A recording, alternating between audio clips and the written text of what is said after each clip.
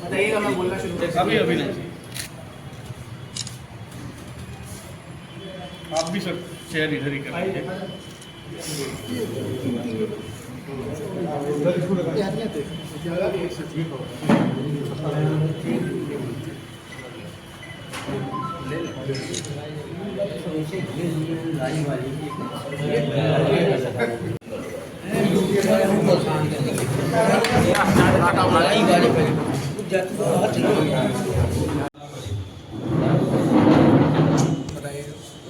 Sir workout क्या है sir? ये आप सब लोगों को पता ही है, 12 तारीख की सुबह लगभग 5 बजे ओलनगंज में रवि कम्युनिकेशन की दुकान पे एक चोरी हुई थी।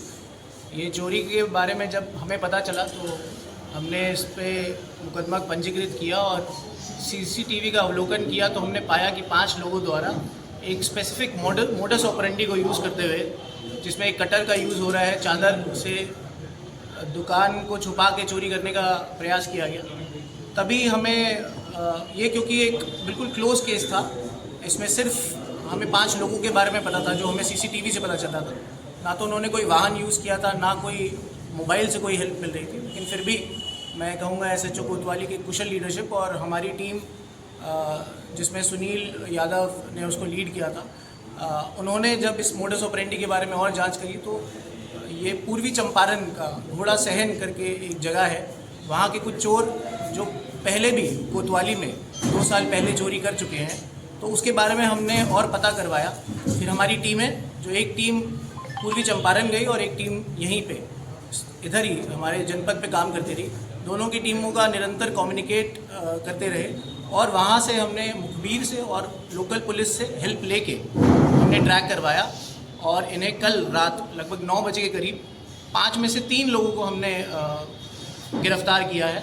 और जो 46 मोबाइल चोरी हुए थे, जो कि एंड्रॉयड थे, वीवो, ओप्पो, सैमसंग, डिफरेंट, उनमें से 15 मोबाइल हमें बरामद हुए हैं और 3 जो अपराधी अज्ञात थे उस टाइम पे, उनको हमने हिरासत में लिया गया। बाकी 2 को हम कोशिश कर रहे हैं जल्द ही हिरासत में ले, और जितने बचे हुए मोबाइल हैं उनकी भी बरामदगी जल्द से जल्द होगी, जिसके लिए मैं एसएचओ कोतवाली और हमारी टीम जिसको लीड किया सुनील यादव ने, उनको ढेर सारी बधाई देता हूँ, जिनकी कुशल कार्य की वजह से ये ब्लाइंड केस खुल पाया और हमने हिरासत में इन अपराधियों को लिया। सर मोबाइल क्या बेचते थे, क्या यूज़ में लाते थे मोबाइल को, किस तरीके से? ये लोग मोबाइल को बेचते थे और ये सिर्फ हमारे देश में नहीं है, क्योंकि पूर्वी चंपारण जो है ये नेपाल बॉर्डर के बहुत बेहद करीब है, तो ये नेपाल बॉर्डर क्रॉस करके भी मोबाइलों को बेचते थे। क्या कोई क्राइम हिस्ट्री और वगैरह है सर इनकी?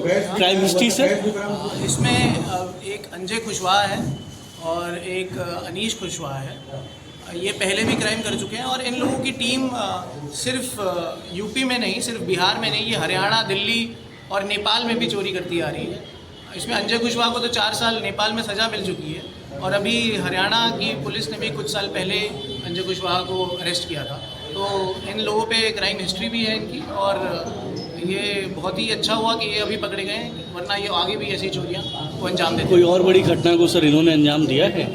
ये जब हमने इनकी मूवमेंट और इनके कार्यों पे और ध्यान देने की कोशिश करी तो पता चला कि 9 तारीख के करीब भी इन्होंने एक चोरी के प्रकरण में निकले थे और इन्होंने एक चोरी करी थी। वो किस सहरसा काउंटर कैश भी गए थे।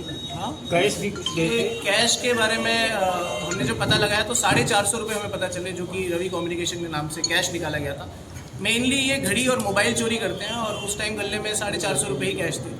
तो ये मोबाइल जो कि 46 मोबाइल थे, जिसके IMEI भी हमने मैच कराए हैं, और 15 जो मोबाइल हमें बरामद हुए वो IMEI भी उनके मैच करेंगे जा चुके हैं। इनके हीरो का मेन सरगना कौन?